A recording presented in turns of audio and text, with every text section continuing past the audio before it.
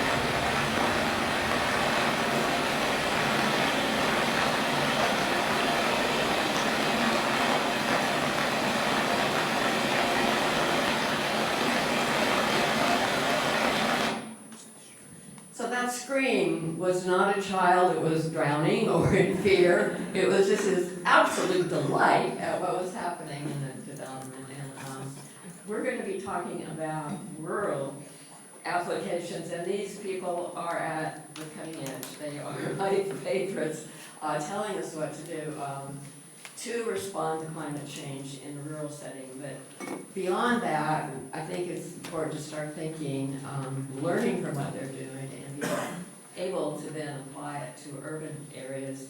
Because I think water is absolutely one of the most critical things we need to consider when we're addressing climate change. So the moderator for the session is going to be Elizabeth Patterson, who was a city planner at one time. And she went on to the State Lands Commission, where she became very interested in water, and just recently retired from the Department of Water Resources, where she focused on water and land use, and now is teaching at Sonoma State in a class that addresses this. So Elizabeth, take it from here. Well, so thank you, Judy, very much, and you've been such an inspiration to the whole effort, and we're all very grateful. I'm particularly grateful, so thank you for putting this panel together. So today we're going to have 3 speakers, as you can see, and the first one will be Paul Gosman. But I thought I would lighten you up for a little bit of facts, because, you know, we operate in a world of facts, right? So Daniel Swain has written that on today, the largest snowflakes in world history was reported. On January 28, 1887, snowflakes of unusual size were reported to have fallen at Fort Hill in the then territory of Montana, purportedly as large as milk pans. We're just doing facts here. The huge dendritis apparently measured about 15 inches wide and several inches thick. This is a bit of an esoteric record, since snowflake size is not routinely measured, nor are such records kept by meteorological authorities, so it's certainly possible that larger flakes have fallen elsewhere on other occasions. But for now, the milk pan size record from Montana still stands. So we're in California, we don't have to worry about that. So first speaker will be Paul Gosselin, who joined the Department of Water Resources as Deputy Director for Sustainable Groundwater Management, known as SIGMA, in July 2021. And he oversees the implementation of SIGMA. He also was with a state in another agency, and we actually have a bit of path crossing over the years. So he wants to use innovative scientific approaches to further and understand geologic conditions important to groundwater management. And you can read the rest of his bio in your program. Paul. Thank you all. Good morning. I'm Paul Gosselin. I'm Deputy Director at DWR for Sustainable Groundwater Management. Real quick show of hands, how many people are real familiar with the Sustainable Groundwater Management Act? Good. I was going to just do a quick flyover of what the Act calls for, because it is a major driver for groundwater recharge and addressing some of the real severe impacts of climate change. So I will run through Sustainable Groundwater Management Act. So, you know, the act that went into place, it was enacted in 2014, so we're in the 10-year anniversary of its enactment. It fundamentally changed 100 years of how groundwater was managed in the state. So it wasn't a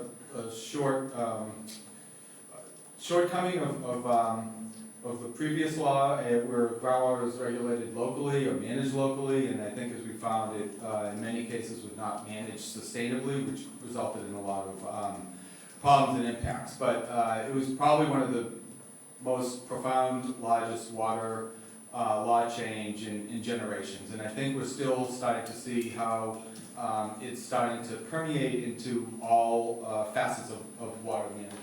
And I'm going to go just over real quickly, where does it apply? There was discussions when the law was getting passed, like where should it be applied? Should it be in basins, watersheds, counties? Should they devise new areas? And what was divided was, let's use the existing Bulletin 118 that the department produces for basins, and these will be the areas that are subject to it. So it was also decided the high and medium priority basins, and that was a designation based upon how important groundwater is used, or how important groundwater is in those areas. And that was a different law, but it was a methodology that actually worked well. Came up with 94 out of the 515 basins were high and medium.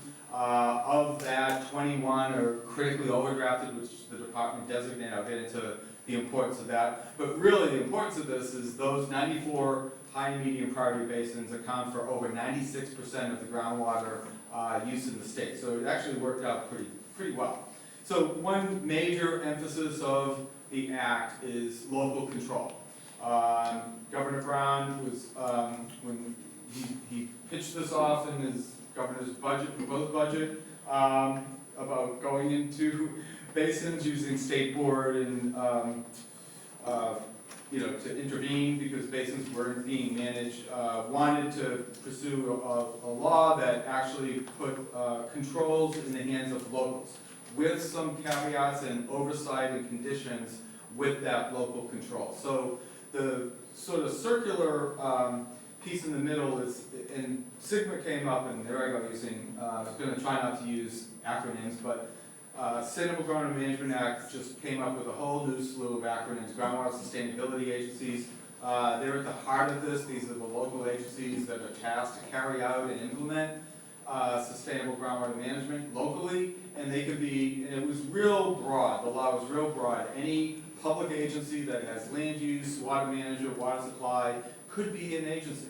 And then, so in a basin, you could have multiple agencies, districts, irrigation districts, cities, towns, counties, and then the law allowed them, they can organize however they wish through an MOU, joint powers authority, and the like.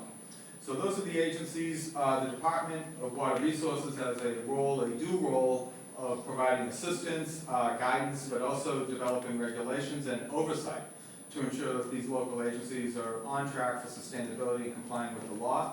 And if they don't, and there's a number of deadlines in the law, the State Water Resources Control Board is the backstop. They're the enforcement arm that starts to go down the path. If local agencies don't resolve their issues, they're going to eventually lose control, local control, and have the state board intervene until such time they resolve those issues and get returned.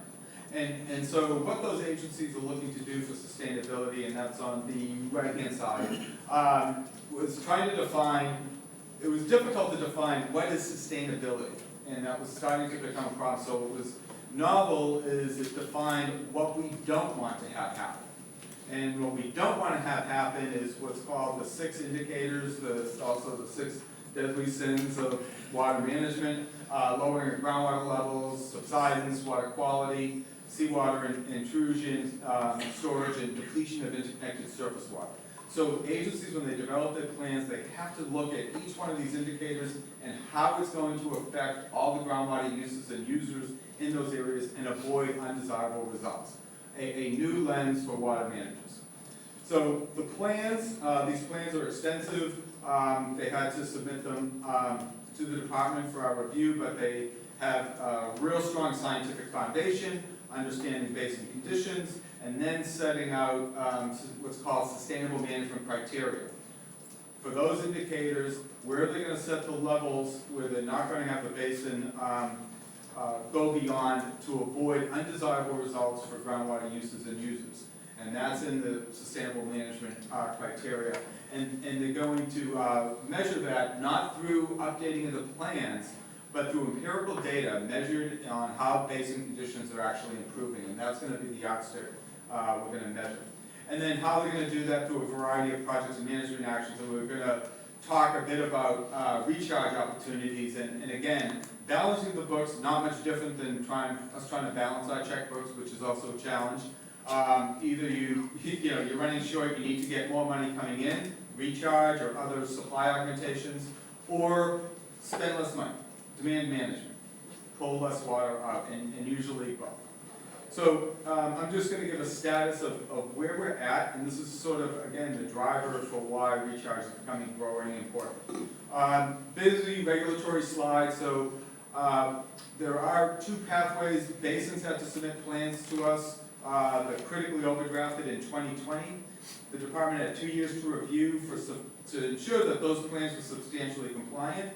And then for the non-critically overdrafted basins, they submitted in 2022. I'm pleased to say we've completed all the reviews of all the plans, so I'm going to, if you heard me, I'm going to stop quoting Winston Churchill. We're not nearing the end of the beginning. We are moving off the beginning into this middle ground. But when we review plans, we had 2 options, well, 3 options. We can approve the plan with conditions, or we can, if there are substantial deficiencies, we can deem them incomplete, and they have 6 months to resolve the deficiencies, and if they don't, they'll be deemed inadequate and go to the Water Resources Control Board. So right now we have 71 basins we've approved, and I would say they're conditionally approved. There's conditions placed on them that we expect them to address over the next, before their first periodic evaluation in 5 years. We have 13 basins that are called incomplete. They're non-critically overdrafted, and they have 6 months to resolve those deficiencies. And there are 6 basins right now over under the jurisdiction of the State Water Resources Control Board, and they're developing a schedule that could place these basins into probation. And again, this is another very busy slide, but once we pass initial review, we get into a continuous oversight of basins to make sure they're on track and in compliance, because at any time we can place a basin in an incomplete status or inadequate for state board intervention. So groundwater sustainability, I'm going to talk about, we're kind of coining this flood diversion and recharge, and there's 2 components. I think there was reference in the introductory to SB 122 for flood diversions, but we're going to also talk about state board streamlined water right permitting. Again, we want to emphasize basins are still in drought. We have not come out of drought for basins, although the surface water supplies are in fairly good shape, but basins for probably the last 20 years are in drought conditions. So there's two main facets of, well, I'll take a step back. A year ago, August, the governor issued a report strategy called Hot to Dry strategy, water supply strategy for California, and it reflected the fact that the increased temperature is going to consume and generate its own water supply budget. And it was projected by 2030 that could be as much as 5 to 7 million acre feet. That's a budget that's going to be taken out of all the other waters that we typically try to rely on for reliability. So we were tasked to come up with a number of strategies to make up that deficit. Recharge was a large portion, and we're on task to track 500,000 acre feet of recharge a year. So two components. One is to facilitate those emergency flood flows that we saw last year. And then also the state board has water right streamlining permit process for recharge. And we've been working closely with the state board and CDFW on trying to facilitate those applicants coming in for water right permits and to try to facilitate that. And again, it's been built upon a lot of state actions. Flood diversions, as we saw last year, this broadened from a board policy that would allow flood diversions if there was an imminent risk downstream to communities to alleviate some of that stress, to allow flood diversions off without a permit, and you could incidentally recharge. The executive order was issued and made it more clear with criteria and some conditions for protections of water quality to allow that. And it really opened up upon floodgates on diversions and really took over 100,000 acre feet off those streams going down in Tulare Lake subbasin that hopefully did prevent a blow up, but also provided opportunities for recharge. That whole process was codified in SB 122 that is in place now. So it does allow for good opportunity for flood diversion. But the main piece that we're going to be looking at is, I will say we assisted with deploying additional pumps and clearing fields that we're destined for recharge basins to help support groundwater recharge. So the last year with the expedited permits that the state board did and flood diversions, there was an accumulation of almost 3.8 million acre feet of diversion / recharge. And we're going to be coming up with more improved metrics this year to track that. But I do want to talk about, even though there was a lot of emphasis last year on flood diversions and the emergency aspect of that, that's not a project. It's something we're not having agencies plan to do that as a routine. The main game is to go get a water right permit through the state board process that will ensure that that area has appropriate controls and that address water quality and habitat and other aspects, and allows for water rights and agencies to be able to manage that. So we're still looking ahead for assessing this year how this past year worked, including we're going to go out and collect some water quality samples. There was a lot of concern with all the diversions. What did that do for water quality? So we're going to go out and take water quality samples, and I think we're going to incorporate it, hopefully, as sort of a routine measure to ensure that these activities don't create other problems. But we're still working real closely with the board to streamline water right permits and continue getting information on out to agencies when there is atmospheric rivers that if they do have imminent threat downstream, and that's needed to protect communities, they can use SB 122 to do emergency flood diversions. So with that is it. So I'll turn it back. That's excellent, under time. So we're going to hold the questions. If you have a question, write it down, and we're going to go to the next speaker, and then they're going to have questions for each other, and then we'll open it up for you all to ask some questions. So our next one is, Aaron, do you need to, okay, you're going to, okay, great. Rosemary?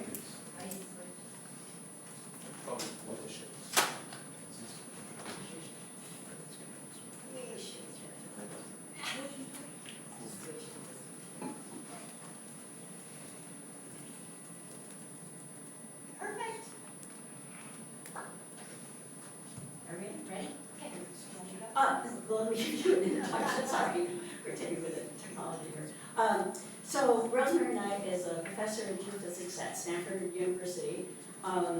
We first saw Rosemary several years ago in a presentation at GWR, I think it was, and it was just amazing, and she's going to continue amazing us on that. She's worked for more than 30 years on the challenge of using geophysical methods for groundwater science, and she will explain that.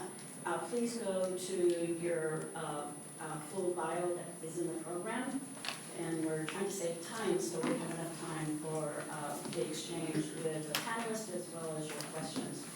So Rosemary, you ready? I'm ready, thank you so much. So I'm a professor in the geophysics department at Stanford. The type of geophysics I do is very analogous to medical imaging, where you use MRI to see inside the human body. I'm interested in finding technologies that allow us to see into our groundwater system. Oops, do I start all over again? No, okay, I use geophysical methods to see inside groundwater systems. So, what am I talking about today? Harnessing the power of geophysical imaging to recharge California's groundwater. I'm working with two research scientists at Stanford, Saiki Peng and Meredith Goebel, who are a huge part of what I'm going to talk about. So here's my simple schematic. I always say this tree is not to scale. This is a slice through the subsurface. In the Central Valley of California, we have a lot of silt and clay, but we also have sand and gravel pathways.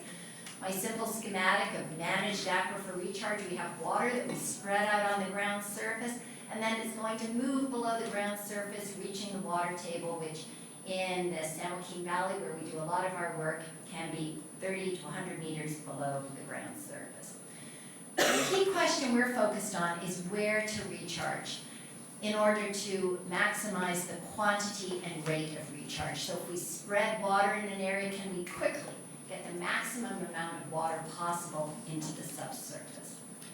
The sites that are best then for recharge are those where we can find these interconnected pathways, shown in red here, of coarse grained material, what we're calling fast paths, where the water can get into those sands and gravels, which are really permeable, not into the clays, and move the water rapidly below the ground surface.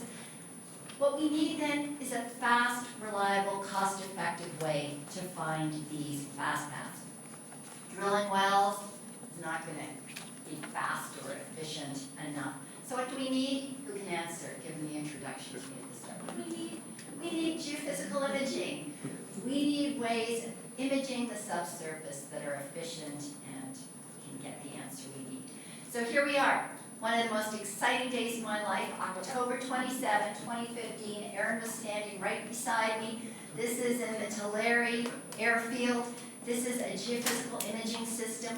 We use a helicopter to carry a transmitter loop, which sets up an electromagnetic field which perturbs what's happening below the ground surface and gets a signal back. We can image 1,000 feet below the ground surface by flying this helicopter over the groundwater basins in California. So there it goes. And if the audio was on, you would hear me going, woohoo, right? I was cheering my head off when it took off, because you never know. And it flew off across the Tulare Irrigation District. And what we got back was remarkable. And I'm going to walk you through a bit. What happens when this helicopter flies along the flight line, we are measuring the electrical resistivity of the subsurface, down to a depth of about 1,000 feet. So it's as if you're drilling a well every 30 meters as you fly, measuring electrical resistivity. But other than geophysicists, most people aren't interested in looking at images of electrical resistivity. So we figure out how we can give you images of sediment type, taking those electrical resistivity data that we acquire and mapping out sediment type. How do we do that? We use driller's logs. So we go to locations where we acquired resistivity data and we have a high quality driller's log that tells us what's there. Here shown sand and gravel, mixed coarse and finer clay. So I would go to this location and I know it's there and I know the resistivity value I measured. I can go deeper in the same well. I know it's there. I know the resistivity value that I measured. So you can measure, you can model the physics of the measurement and come up with this distribution of, here's my resistivity. What do I see there? I see sand and gravel. Over here I see clay. And this is above the water table. And so what we do is we take all the resistivity values above here and we say we're looking at sand and gravel. We take all the resistivity values below here and we say that's clay. Now I said that in a few slides. It took about 4 years of research to figure this out. So we do the same below the water table because water content has a large impact on electrical resistivity, not just sediment type. And so below the water table, we get a result like this. So electrical resistivity is what we're mapping out. We are super fortunate that we have this geophysical imaging method that can deliver images of sediment type. And here is what we obtained in that morning in the Tulare Irrigation District. What you're looking at is referred to as a fence diagram. So these are 2D slices of the electrical resistivity data along the flight line, shown over Google Earth. Image, here's Tulare, and we're imaging down about 400 meters below the ground surface. Here's what our transform does. Everything that's red and orange is sand and gravel. Everything that's down here in the blue is clay. And so we're mapping out, where do we have sand and gravel? Where do we have clay? And thinking about recharge. How could water get into the ground surface? So where to recharge? One of the first things we've started doing is saying, what do we have out there? Let's tap into the natural infrastructure that we have below the ground surface in California and take our engineered infrastructure and tap into this natural infrastructure below the ground surface. Well, if you talk to Graham Fogg at all about this, he has been passionate for many years about using features, massive paleochannels along the eastern edge of the Central Valley. These were formed at the end of the last ice age, where the meltwater coming out of the Sierras at the end of the last ice age carved these valleys out into the Central Valley and then filled them with coarse-grained sands and gravels and cobbles. So these are potential fast paths for recharge. Graham and his students have mapped out one in the Kings River alluvial fan. What we wanted to see is, could we find it? So this was a very well-defined, controlled experiment. Graham told us there was one there, and then it was like we pretended we didn't know. And can we see it with geophysical imaging? So here's where they mapped out this incised valley fill, this massive channel. And we flew back and forth, back and forth, back and forth to see if we could see this feature in the data. Because if we could see it here doing this, we can see it elsewhere. Acknowledgements won't take all the time it takes to go through it. The local agencies were fantastic in supporting this. Funding from the Gordon Betty Moore Foundation. It's just a real team project. Here's the system. If we look to the south of the area, so this is down in Erin's part of the world, here's Visalia. Here's what the airborne EM data look like. So the pink, we've now changed color scale a bit. This is the bedrock, very resistant in the Sierras. As we move out into the valley, we've got these blues, which tell us we've got a lot of clay, and we're seeing about 1,000 feet below the surface. Then we see a lot that I would describe as clay-rich. You're mixing the reds with the blue, yellows, or yellows and blues, so there's sand and gravel there, but it's really clay-rich. Look what we found to the north. This massive deposit of sand and gravel. These red resistive colors tell us we found Graham's incised valley fill. It just stands out. Amidst these blues and greens, this red is where we've got a lot of coarse-grained material.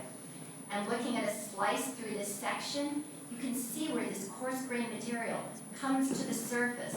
So in terms of recharge, what a fantastic place to divert water and then have it move out and into the valley.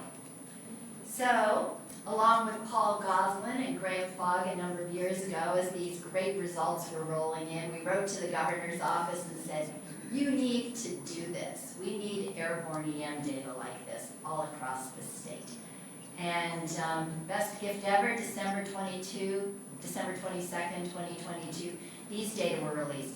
25,000 kilometers of airborne electromagnetic data from the Department of Water Resources, just crossing the valley and other subbasins outside of here. So these slices where we can see, and we've also added our data here. Here's that coarse-grained package of sediments right there. So what did I say? Where am I? Okay, we need a fast, reliable, cost-effective way to find these pathways. We can do it with this helicopter. But there are other applications where we would like a different type of system. We only want to see high-resolution, shallow, when we want to be out looking at almond groves. Is this an opportunity for recharge? What about Aaron's recharge basin? Are there lots of fast paths there? What about floodplain restoration? Is this a floodplain that is also going to give us the benefit of recharge? And so another October, this was 2 years later, I heard about this system being developed in Denmark, and I flew over, not an airborne EM system, but a toad. It's still duct taped together. This was an early version. This came from the group at Aarhus University in Denmark. They came over with their system. I had everyone measure everything 20 times the distance between these almond trees. And this system, thanks to Aaron for a lot of great drone footage here, this system fit perfectly between the rows of almond trees. So we were able to just drive this system through the almond groves, imaging the subsurface. This was as if it was made for this purpose. And we also went over into one of Aaron's recharge basins.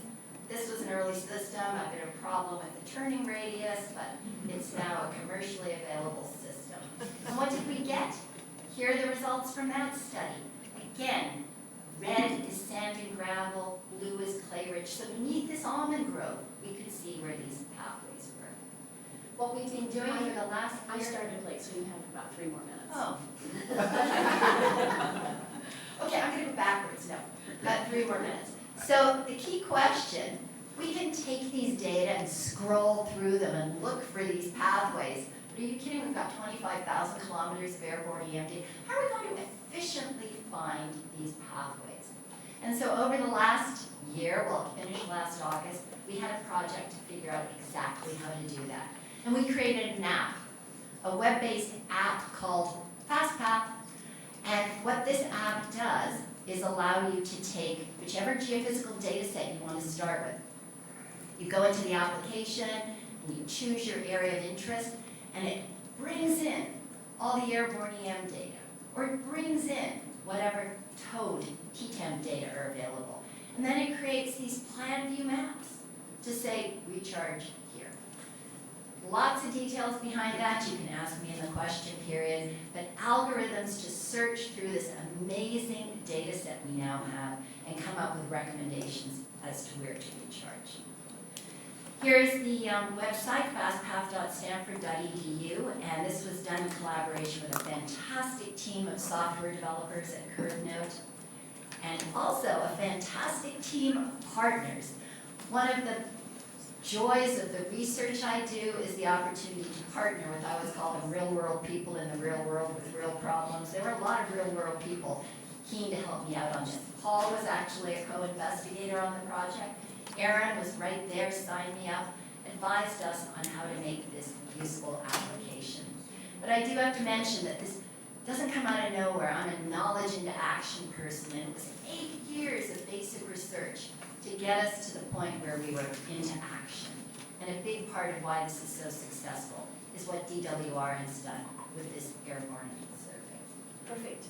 And with that, finishing with acknowledgements, and why it all happened, because of the amazing people I get to work with, students, postdocs, research scientists, and many partners. Done. Thank you so much, Rosemary. Kind of want to run out there and get working with you. Okay, sign you up as Okay. Our next speaker is Aaron, and he is getting his presentation up.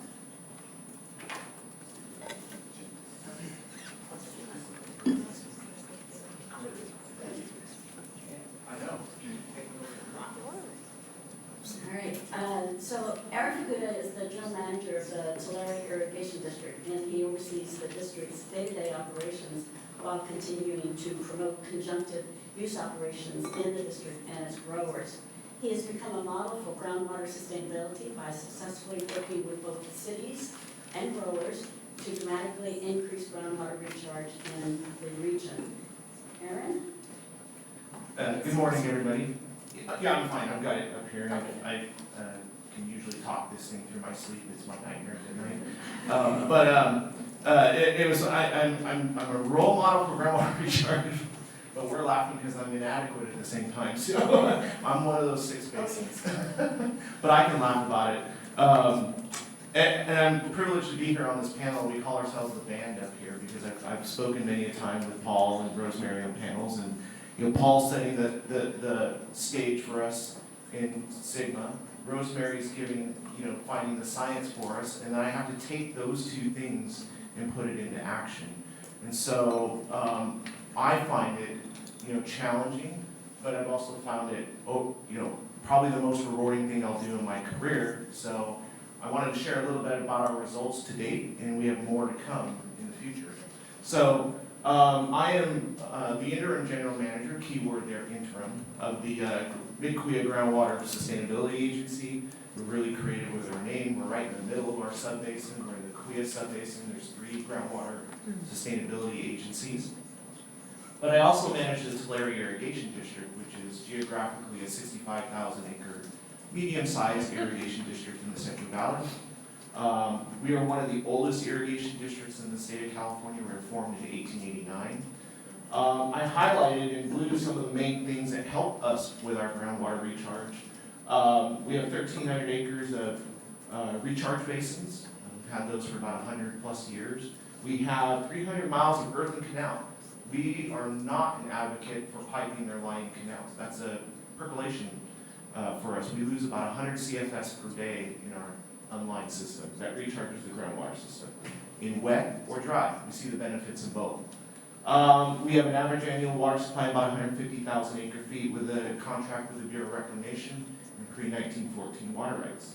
I should highlight now with the talk I'm going to give is those crops, because those crops are its own recharge potential too, which I'll explain.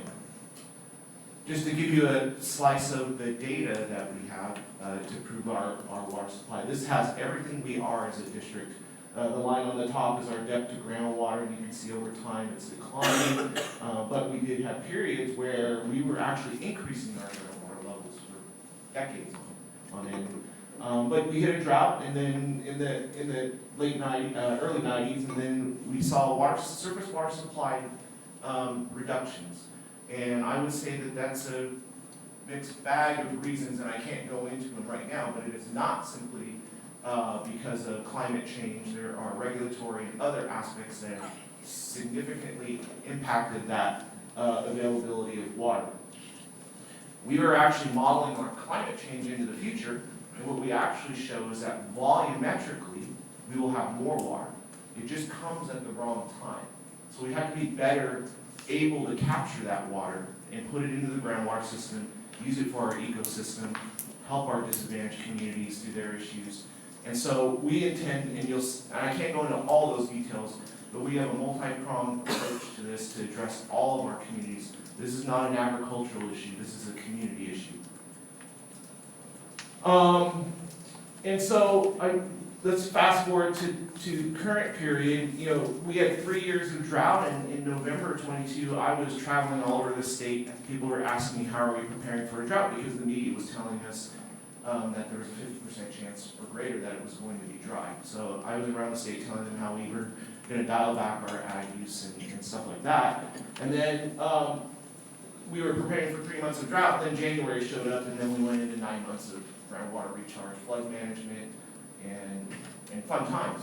The joke was, as Aaron came to work, and we were trying to find every pothole in Tulare County to put water in, and we did. I'm going to show you, we moved more water than we ever historically had moved, and we didn't overtop one of our banks in our irrigation district. So no flooding and maximized recharge. So I have a talented team that put that all together. I'm at conferences all the time, so it's not me doing it.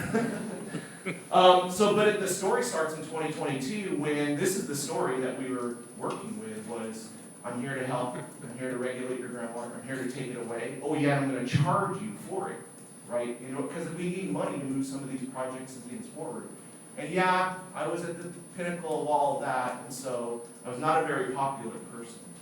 I was actually pretty much on the edge of a job or no job, but I knew it had to get done. So what I did was I rallied around some of my growers that knew the same thing that I knew, that this had to get done. And we put together a groundwater emergency ordinance to address the dire conditions, and we have an allocation and groundwater cap.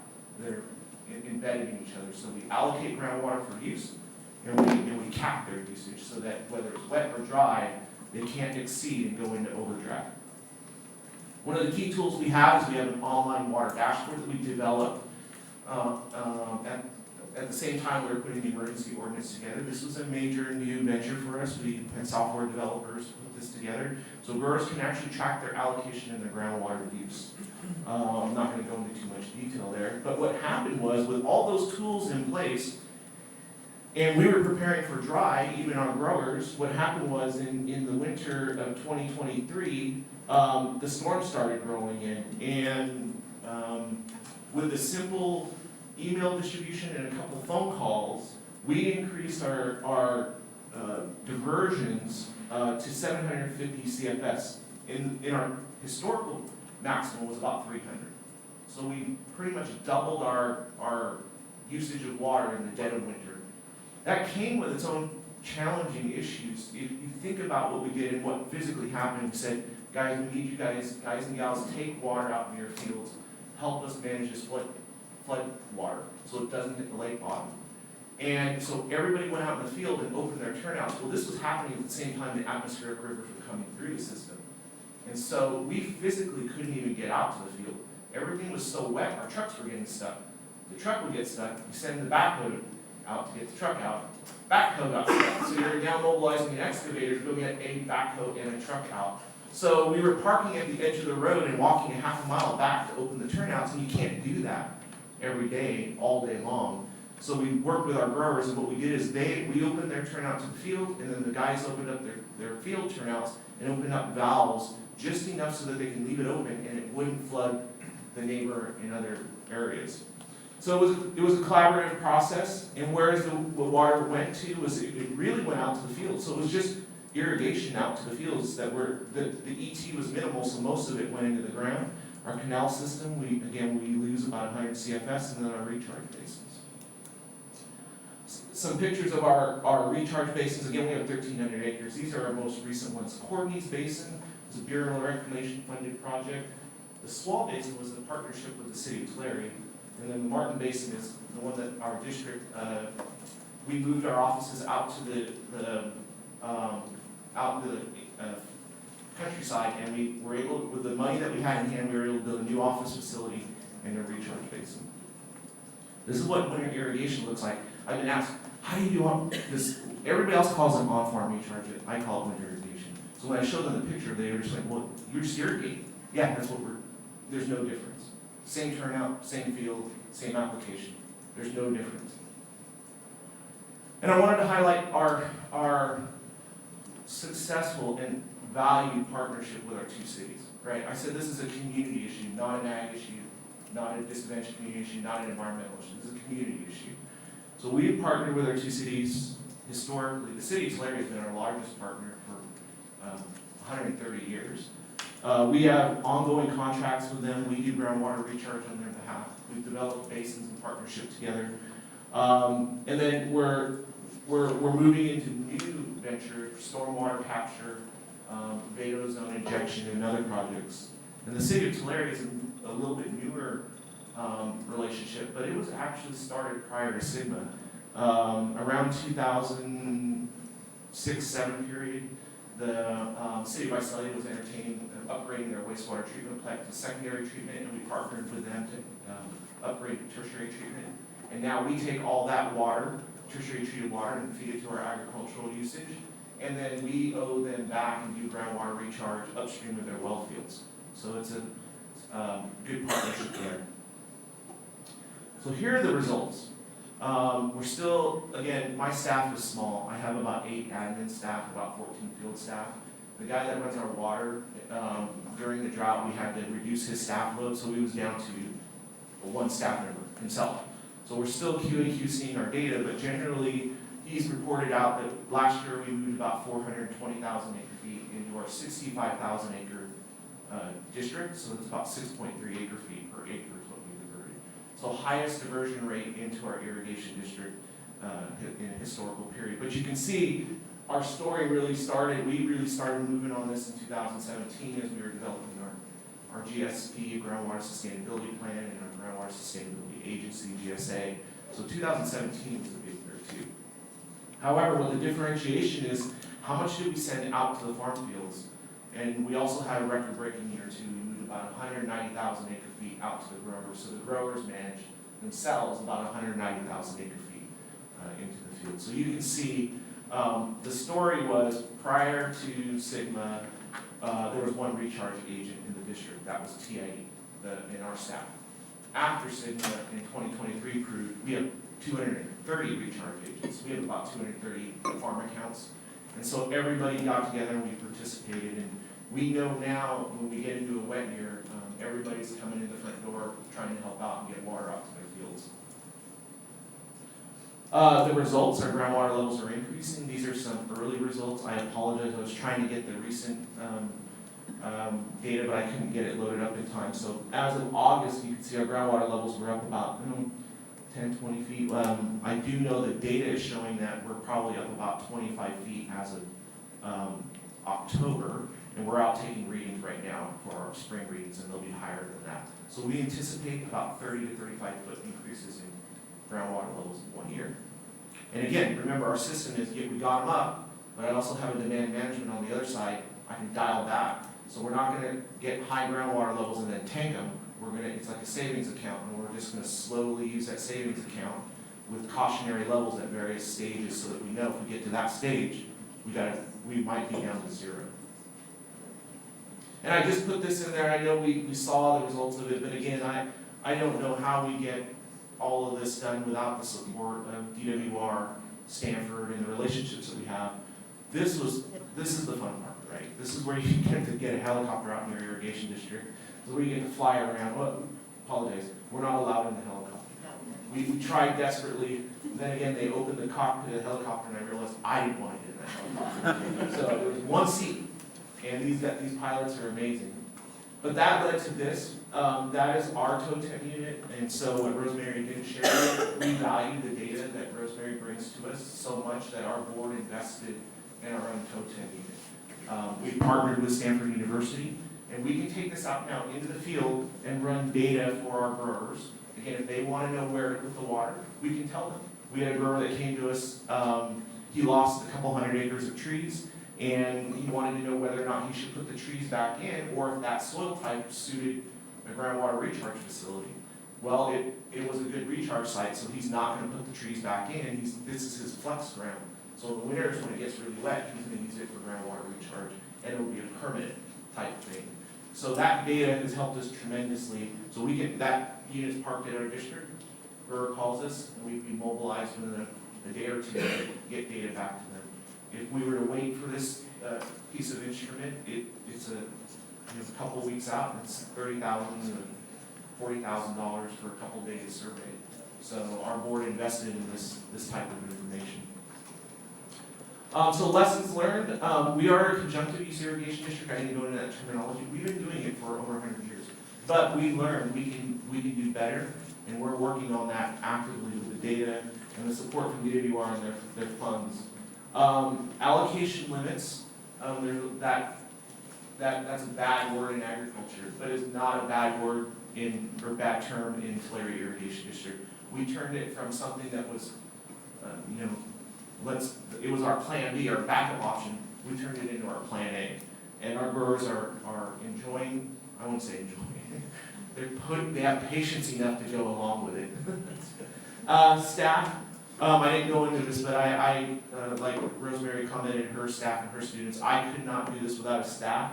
This all doesn't happen in the 40-hour work week. We can just get our administrative stuff done in 40 hours.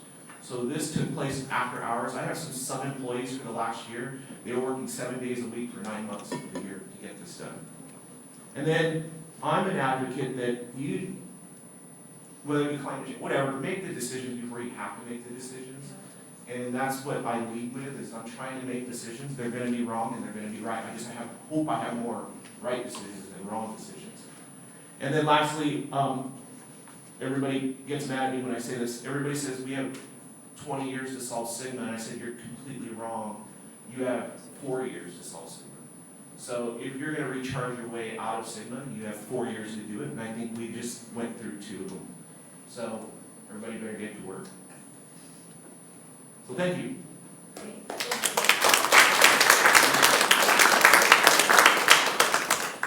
So as a moderator prerogative, I'm going to, first of all, I'm going to sort of summarize what the key points for me. And then we'll have the panelists ask each other a question, but my prerogative is to stop my clock. Is that as a land use planner, that's the fourth person that needs to be involved. And so one of my questions to all of you is that, what would you like in terms of planning policy and or regulations? And I'll start with Rosemary. Oh, that's great. Oops. Now we have these geophysical methods where we can actually assess what's happening below the ground surface. And Erin had a great example of someone, should I plant my trees back, or is this an ideal recharge site?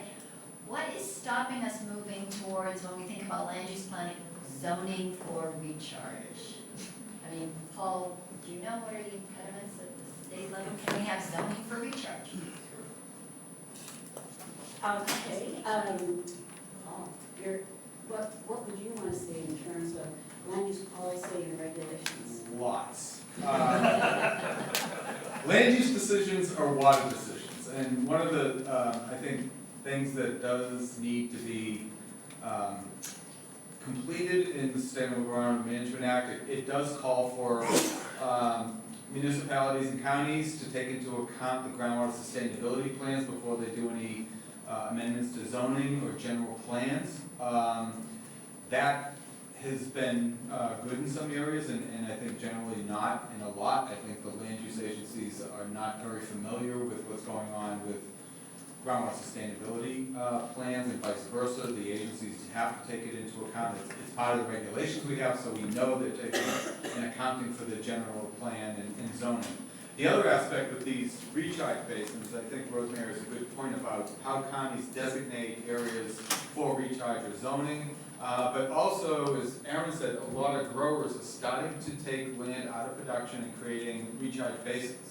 Just knowing that there's limitations and allocations, it can benefit, but the question comes in, how does that affect Williamson Act? How does it affect zoning for agriculture? And what we've been really promoting is this is turning into an agronomic practice and needs to be viewed as such, that taking land and having it be able for recharge should be part of the norm as part of the agronomic practice. So I think those kind of land use decisions, as well as considering an optional water resource element as part of a general plan, may be a good start. So, Aaron, what would you like to see?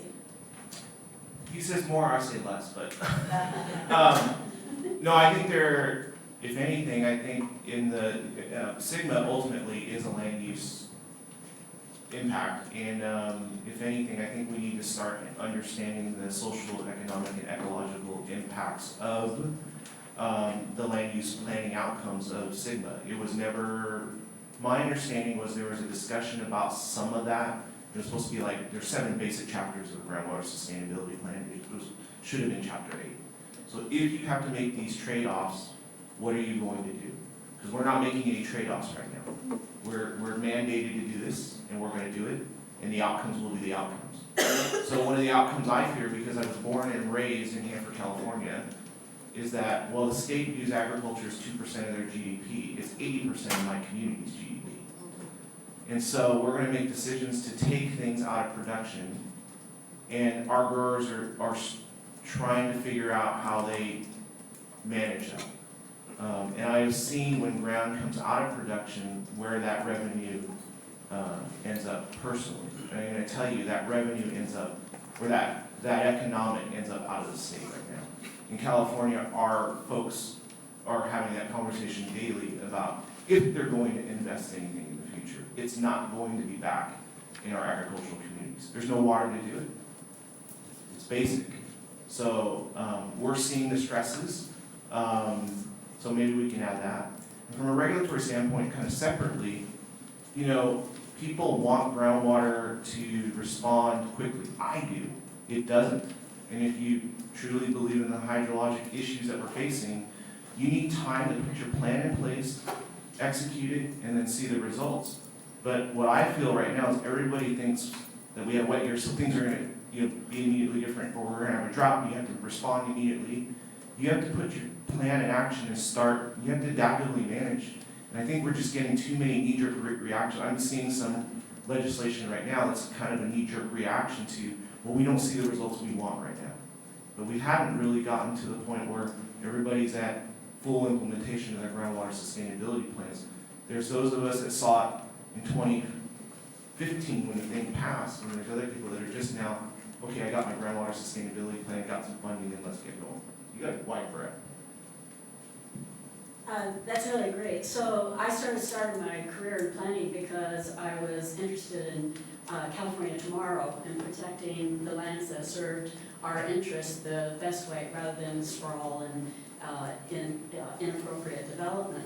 And so I thought I would become a planner, get a master's in planning, because I could use my wanting to protect these resources through the urban planning process. I would consider myself near failure, not a total failure.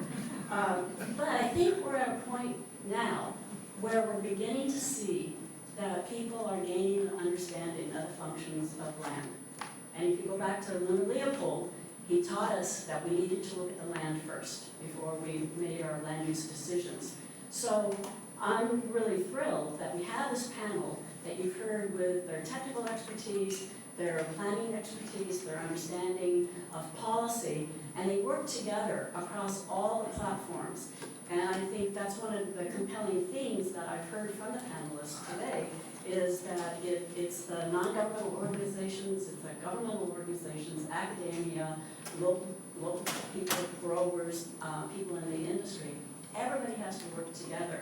And so those skill sets are what this panelist brings, and it's unique.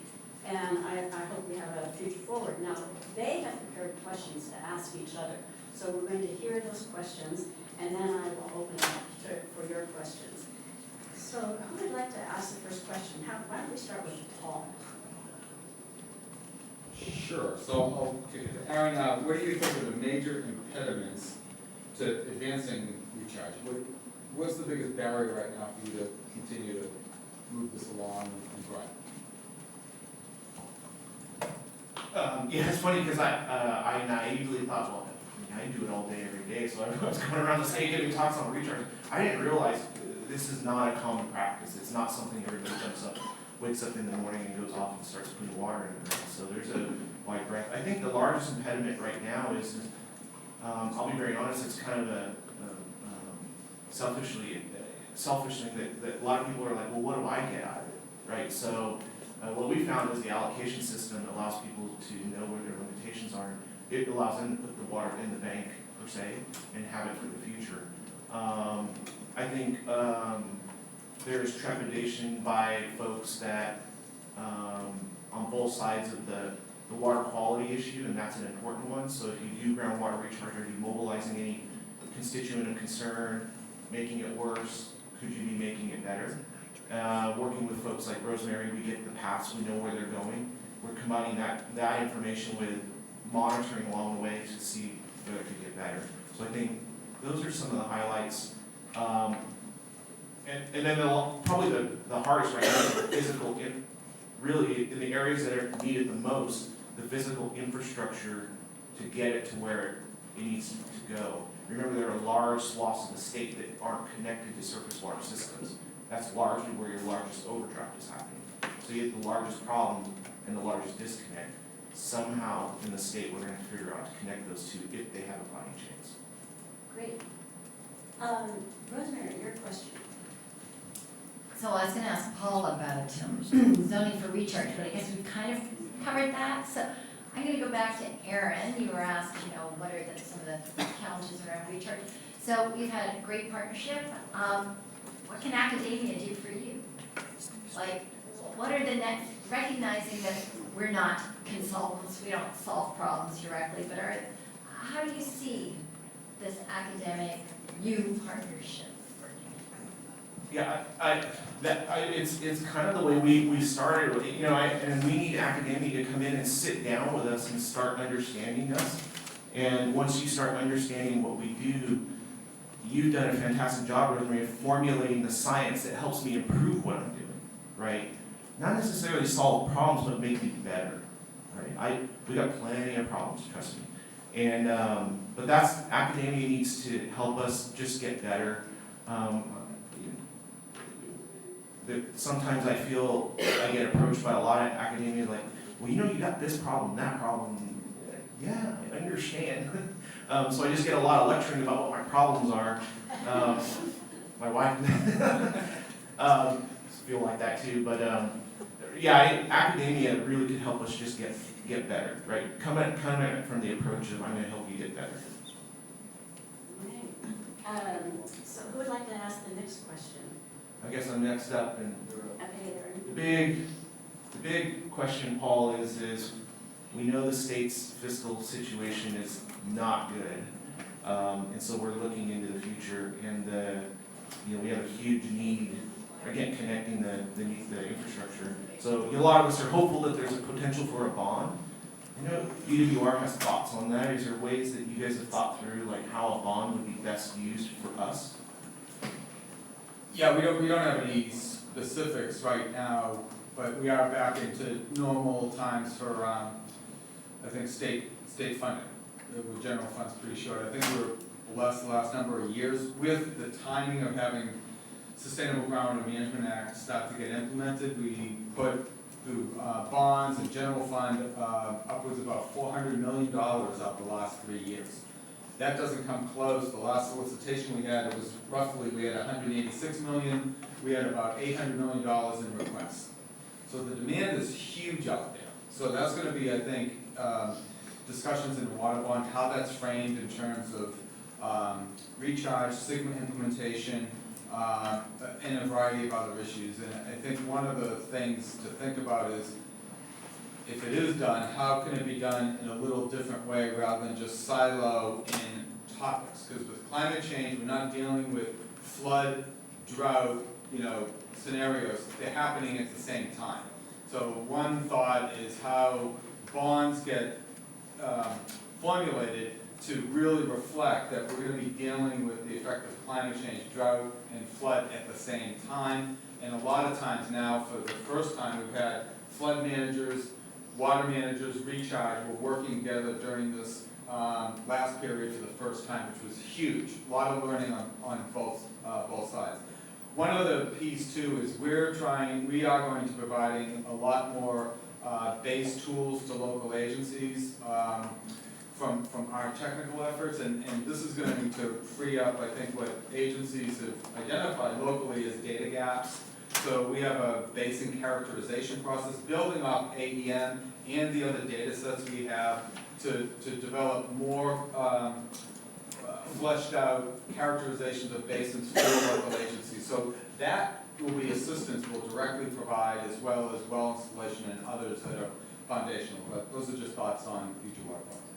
great. Why don't we open it up for the audience? And if you could ask a question and not give a speech, I'd really appreciate that. And trust me, 18 years on the council, I'm really good at reminding you that it's a question I'm looking for. So, over here, Sure. you can give your name and. Dave Owen from UC Law in San Francisco. So my question, I think it's for Erin, and it's kind of quite a follow-up to a question that Paul asked you. So you mentioned that you sometimes get the, well, what's in it for me, from a landowner reaction. And it sounds like what we're learning from the science is that there's some good places, there's some places that are not good. And so I'm wondering, how do you encourage landowners or incentivize them who have very promising sites to participate if they're not initially reluctant to participate? What are the benefits that they get? So I'm learning as I talk to other people across the state. I'll be very honest, I am very blessed with the fact that I have growers that are engaged in this process. I don't have a problem. All I need is a phone call, an email, or a text message, and I can get them mobilized within 2 hours. Across the state, I think I've found that the allocation system gets everybody to the table, because now you're gonna be allocated. I'm gonna give you here's your allocation, you gotta use that allocation. And the only way you can build an allocation is to get more, right? So you can get them to the table by saying you're limited, but you can add more if you participate more. And I think that's gonna be that's why we looked at our tool. It was supposed to be a disincentive to use groundwater, but at the same time it flipped to an incentive to put more in the ground. Because I could not have achieved those diversion rates and that put into the ground just with my access over recharge basins and our distribution system. I don't have that capacity. The only way I can expand it is to take more ag out of production and build more recharge basins. So now, again, we are actually not going to be building any more recharge basins unless we have tiered benefits to the environment, disadvantaged communities, and agriculture.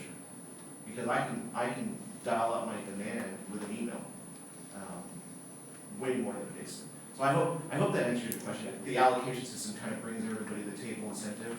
And to be honest, some of the stuff, when we get into meetings and start showing the images like rosemary, it just intrinsically, everybody gets excited about it, right? You get into that process and you want to do it. All right, next question, let me see. The woman in the back with the gray jacket. You. Oh, Sorry. my question is for Dr. Knight. So the geospatial tool, just a clarifying question, it's used to look at where there's best recharge capacity, or does it also look at what is the best type of recharge to do on that land? So great question. All we're focusing on at this point in terms of type of recharge to do is spreading water on the ground surface. And so it's just determining, and we are not, in fact, even quantifying the capacity to hold water below the surface. We're simply looking for fast paths that connect the surface site to the groundwater. And that's our definition of the best site. Efficient pathways from here to the water table. Yeah, great question. And do you see possibilities of coupling your data with groundwater quality data to understand the interplay between recharge and groundwater quality? Absolutely, absolutely. And we have a project starting up with nonprofit River Partners, where we're looking with them at a project for floodplain restoration. And they are interested, of course, as you start flooding floodplains, what's the recharge benefit? And that depends on the fast path. There's another group looking at the geochemistry and understanding the water quality impacts of allowing floodplains to do what they were supposed to do, flood. Great questions. Next question. The fellow right here. Great. A really great panel discussion. Jay Ziegler, Delta Watermaster. I'm really excited about the elevation of geophysical data in this discussion. I am interested from the panel, what do we need to elevate geophysical ET and other data sources so that we're really making science-based water management decisions? Who would like to take Yeah, I'll take that. I mean, that's been a major emphasis of us looking at Water Data Consortium, looking at ET, and coming up with more robust water budgets statewide. And I think as Rosemary mentioned, the statewide AEM, which was a statewide effort to do the entire state, was huge. It's done once, you're mapping the geologic architecture as a great starting point, with Rosemary and Aaron's sort of work on TOTEM, going in, filling in the details. So we're building on that, as well as the other data sets we have, again, to do what we're calling basin characterization, and we're just initiating that project to look at all the other data sets we have. We have INSAR, subsidence data, and a variety of other data to get data sets out to the local agencies in a consistent, scientific way, so to help assist them in making better water management decisions. I'm just kind of curious, how many of you know what a Delta Watermaster is? I'm impressed. Can I just say something? something very Yes. briefly in response? Thank you for the enthusiasm, like my whole thing is about utilizing advanced technologies for groundwater management. And to me, my observation is being, what has it taken every time? Pilot project. You know, like, it was as if people believed Maxwell's equations were gonna fail at the California border. We had to actually fly that helicopter and show that this technology would work in Tulare Irrigation District. Totem was being developed in Denmark. No one was thinking about using it for recharge. We actually had to fly it over, collect the data, so that's what's needed. Funding somewhere for pilot projects where there's this idea that this can really make a difference. Willing partners. And willing partners. Yeah. Paul was at Butte County when we started this airborne EM. Yeah, well, I had this helicopter and someone was giving me a deal. I didn't know where to fly it. It was a cold call to Aaron. You don't know me, but I've got a helicopter and if you could pull it all together in 2 weeks. So I'll stop talking. Great. I just want to answer too, from, the guy, again, this is an awesome panel, right? You got the top science, and then I've got to use it all. Rosemary couldn't be more spot on. We need people to actually be open to, hey, come on out and run it on my land, run it on my project. I need this data. I will also say we need the funding because this stuff isn't cheap, right? I almost went broke, doing many of the things that I did, but again, it was an investment in the future, and my board was willing to do that. But Paul has been and his team have been a fabulous investor in it, but we're seeing the fact that legislature's gonna have to cut back. So where are we gonna make up that difference? That GO bond that is being discussed is not a maybe for those of us in California. Use the voters and the people leading this charge, either better make that happen, or the outcome, we will also own the outcomes of that too. We need the funding. One of the ideas that I've been supporting and involved with is the idea of talking to public works directors and understanding that urban areas benefit from what ag is doing in terms of meeting Sigma. And public works generally has money. Planners with my long record generally don't. And one of the forward motions on this is to help public works people work in a collaborative way with the agricultural community so they can protect their community. There are ways to do that, perhaps some other conference, or you can email me. I had a plan that was more or less accepted but it didn't get funded. So those are the things, that's one of the messages I wanted to convey, is having a strong working relationship with the cities because they benefit from all this work that's being done for ag and meeting Sigma and water supply. Another question, please. I'll call you Mike in just a second. Yes, up here. Ashley Overhouse with Defenders of Wildlife. Thanks for being here.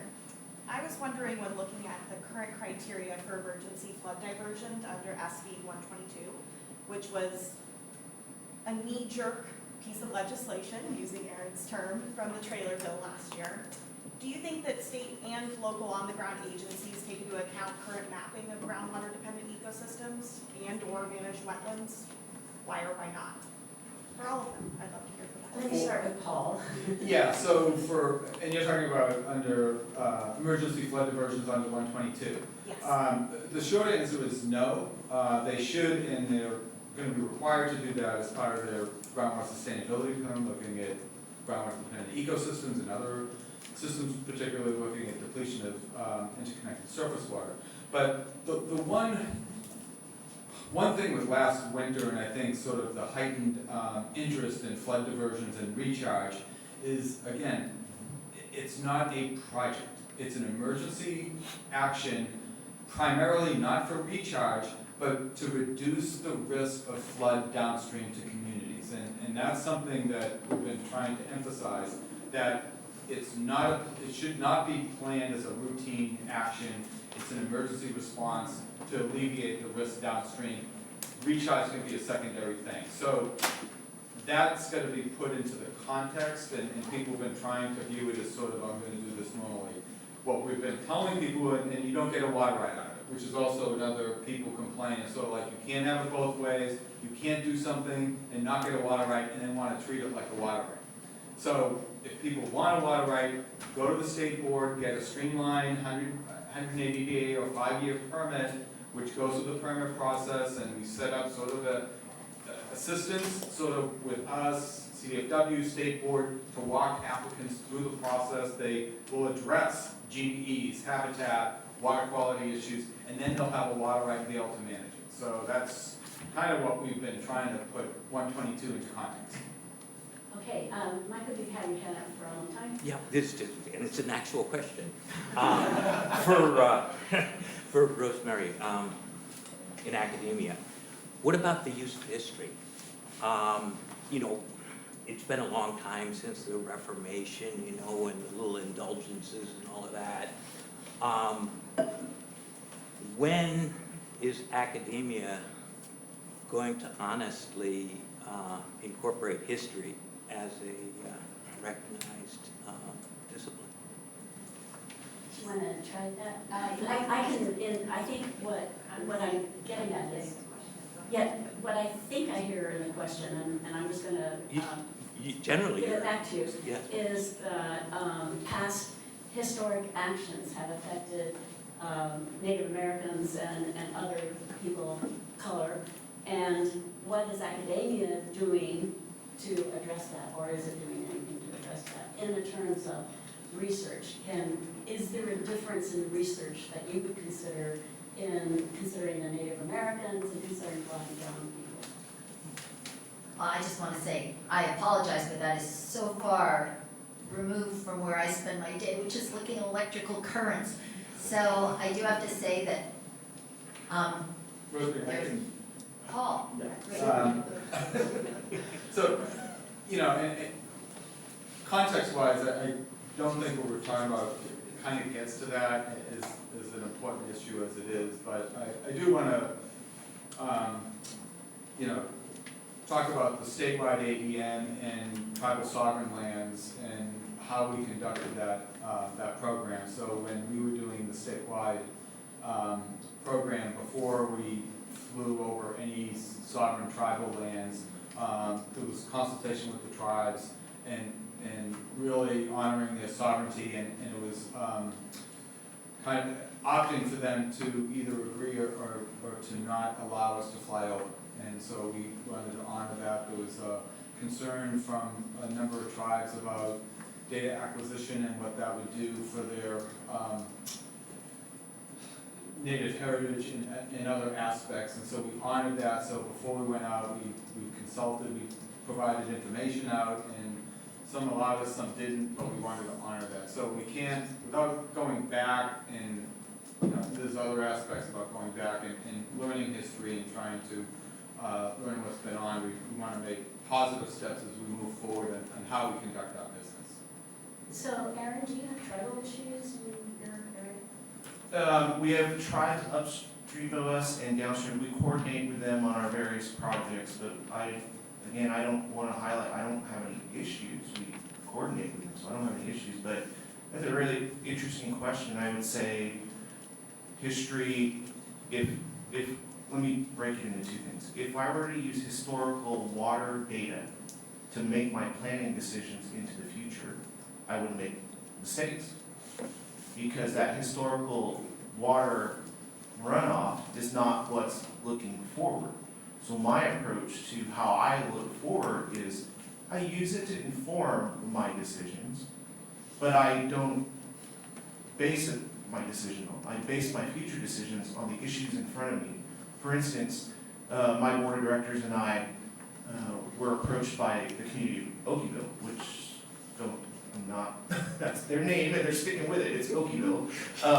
And we actually put together a federal application for a project for them. And the Fed said, you need to change the name. I said, I went back to the community, I said, they don't like us calling it the Okieville Recharge Basin, I gotta come up with another name. I said, no, you will call it the Okieville Recharge Basin. We got rejected, by the way. But we decided that we will take marshal the resources that we had to help them solve the community's problems. So we have a groundwater recharge basin being installed upstream of the community, right on the edge. We have a water quality study, because we don't know. We do recharge upstream of them. We might mobilize some water constituents, so we have monitoring sites, and then we'll test as we move along. Self-help has acquired a community well for them. We flagged one of the issues with that is now we moved 100 homes on the one well, and if that one well goes out, now we have 100 homes with that water. So the irrigation district is working with our water conservation district, we're gonna build them a backup well with a water storage tank. So my viewpoint is I'm trying not to look back, I'm trying to look forward and make sure that everything in the future we got covered. I want to explain a little bit of why I'm asking the question. Well, It's like I was doing scientific help for communities in India and improving efficiency of irrigation. And they had a traditional system in which the groundwater or the surface water was regulated. You could only use rocks of a certain size for your diversion dams. And, you know, it was as if, you know, like the people at the top could only use big stones, and the people down at the bottom could use even dirt chinks in theirs. But what was really important was time. And those people knew about what was going on down under, and they came up with all the excuses that you see here in California. so why don't we proceed? What I'm saying is that climate change I is moving I fast, understand, Michael. and it is looking forward. Let's have another question. I'll take a question here and then up there and then over here. Andy Sawyer, State Water Board. Aaron alluded to this, but I'd like some elaboration. It seems that if you're relying on more recharge and then bringing it down, you'll have greater variability between higher and lower groundwater levels than you would if you were just managing demand. Yeah, Which in turn may be hard on small community water systems, domestic wells, other potentially disadvantaged community water service. How are you bringing that into your planning? yeah, I'm glad you asked because I obviously didn't characterize it right. If you read our first GSP, Plan A was recharge, Plan B was demand management, cutbacks, allocations. We flipped that in 2020 when we started the drought. Plan A is allocations and cutbacks. Plan B is recharge. We cannot recharge our way to sustainability. So the idea is we can maximize Plan B, recharge, get our levels up as high as we can, but the allocation and the cutback limits.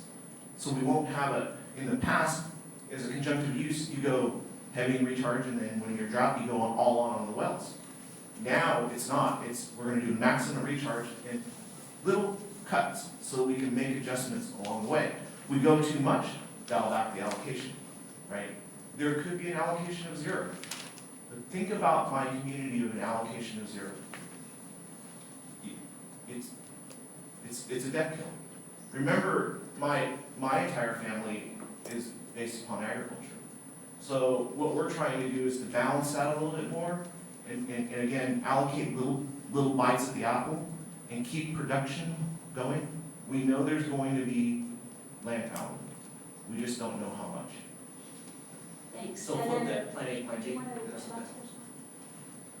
Yeah, before I leave, I always leave with sort of a downer message. I talk to people about this. It's PBIC did kind of follow on Aaron, looked at the San Joaquin Valley, just water availability, and targeted that was going to be 500,000 to 1 million acres of ag land that are going to have to go out of production through Sigma implementation. So recharging, they're not going to be able to recharge their way out of sustainability, but what it's going to do is, as Aaron said, as allocations get ramped up and implemented, maximizing recharge is going to go, maybe hopefully get that 1 million acres of ag land down closer to 500,000, which is still going to be very devastating for a lot of communities and a lot of transitions, but I just want to put that note that this is not the panacea for everything in solving the overdraft and groundwater sustainability problem. Okay, and the fellow in the back with the black hat. Hi, Nick Rigdale with the American River Outfitter Association. First, thank you very much, all of you. I'm like, somebody did a really great job putting this panel together, and, you know, the enthusiasm. Thank you. This is for Rosemary, I think. You said something, and I may be like totally off on this, but you said something that kind of made me think. You mentioned that for FastPath that you're not looking at or measuring capacity, and my question is, does it matter what the capacity is, and how does that fit into the overall, you know, effectiveness of the recharge efforts? The key is to have open space there between the ground surface and the water table that can hold the water you're diverting to those areas. In the places, for example, where Aaron's working, the water table is so far below the ground surface that there is plenty of space. And that's true throughout California. Like, I think the number is there is 3 times as much storage space below the ground surface as there is in all our storage reservoirs. Yeah. 8 to 12 times. Okay, great, 8 to 12 times as much space. Is that all? So in some ways, by lowering the water table so much, we have now set ourselves up with this great subsurface reservoir to fill up again. Yeah, great question. And the 2 people over there, are you gonna have a giant question? I think it's a little bit. The woman with the hat. So my name is Janelle Luke. I represent multiple nonprofits, and I have to admit, I do not know a lot about this topic, so this question has probably already been covered at some point, but I believe it would be for Aaron. So do you foresee, or are there already any new restrictions on ag chemical inputs as you identify more large-scale growers as ideal recharge sites? Not a good expert, but know that through the current actions and the emergency ordinance that came out prior year, SB 122, and our own work, we're concerned with that. And that's why my work with the Community Voki Bill has not just a project, but in that project is a water quality impact plan, right? So a study to look at. We're gonna set the recharge basin up and we're gonna test downstream. If it's there, it's there, we gotta deal with it, right? So I need to monitor it, see where it's at, and then move on it. So I think we are paying attention to it statewide. I think it's the leading issue outside of physically getting the water in the ground. Okay, I had a question, the woman with the vest. I have a 4-part question for everyone. Is this an exam? Yes, it is. Patricia Hieronymus from Butte Environmental Council. What happens when landowners of a water district do not live in the area of said water district? How are domestic well users and urban forests protected when the minimum thresholds are set below tree roots and well depths, current well depths? And, sorry, lost my other part. Who owns recharged groundwater and how is this not water based? Oh, Very complicated question. So minimum thresholds are at the point where undesirable results are occurring for all groundwater uses and users. So if there's a groundwater dependent ecosystems or domestic wells, that's the point, and this has been one of the more challenging, I think, learning processes for water managers, is that's the point where there's problems that are starting to occur. Above that, you're not having undesirable results. So I don't know if that gets to your question about minimum thresholds. So the difference on recharge is difference in water banks, and I'll say generally, and the state board has a new fact sheet out you might want to take a look at on recharge and water banks. Water banks are basically stored surface water, so it's not groundwater recharge, it's basically parking surface water in the ground that somebody else owns for later use. What we're talking about here is recharges, somewhat depending upon the water right, and this gets into when they go to the state board and get a water right, it depends on the terms of what they have that specific water right, what they intend to use it for, their scope and use. But typically what they're looking to do is basically bolster the native yield of the basin for the entirety of the groundwater uses, which does include groundwater dependent ecosystems and avoiding stream depletion and that sort. So it's intended to cover and reconcile sort of the overdraft situation. So I don't know if that answered all your full-time questions, but you can catch me later if you want. Who owns it? If owning the groundwater depends. If you go in and get a water right, then the applicant who gets the water right owns the water. But typically, if you're doing a water right for, let's say, later extraction out, and you're not improving basic conditions, you're not on your path towards sustainability. So essentially, for Sigma, getting the water right, you're essentially going to have to abandon the water that you get the water right for. And that is also a difficult challenge getting into the allocations, because you're going to need to leave that behind, because you're making up for past practices that depleted the basin. So even though it's a water right, if you're intending to pull it out traditionally, that's a zero-sum game, and you're not going to stay in compliance with SIG. And can I just give you maybe help in the context of what's happening in my irrigation district? So question number one, very hits home to me, because what's happening is that corporate agriculture is the only thing you're gonna see in the state of California in the future. Yeah. So unless we start making better decisions on how we're doing things in the state of California, you're driving the only people to survive. I was at a dinner once with some environmental NGO groups. We were talking about recharge and things like that. And I was telling them that day I was just being hounded by a team of folks that were contacting me, and they bought several hundred acres with one check. And it was an investment strategy, this trying to buy in irrigation districts because they had the better water supply scenario. And they have an acquisition team, an attorney team, a farm management team, and they're the only ones that are going to survive this, because my board of directors is Rick Borges and his son. So Rick is on the tractor talking to me about, I gotta get this, I'm gonna go buy a tow tending, and okay, Aaron, let's go get it, right? But he's on the tractor doing the work. That's going away. It's done. We even see it in the planning in the communities. We want Costco. Trust me, I want my Costco.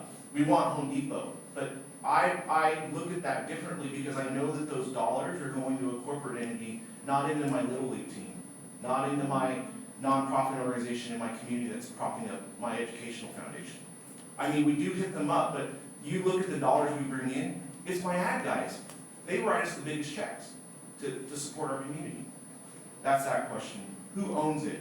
Paul hit all the highlights. And trust me, it is as complicated as you want or as simple as you want.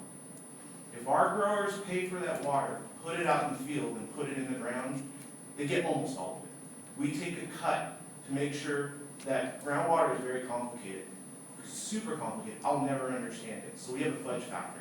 So they leave behind between 10 and 25% just to make sure that it's not, but they pay for that too.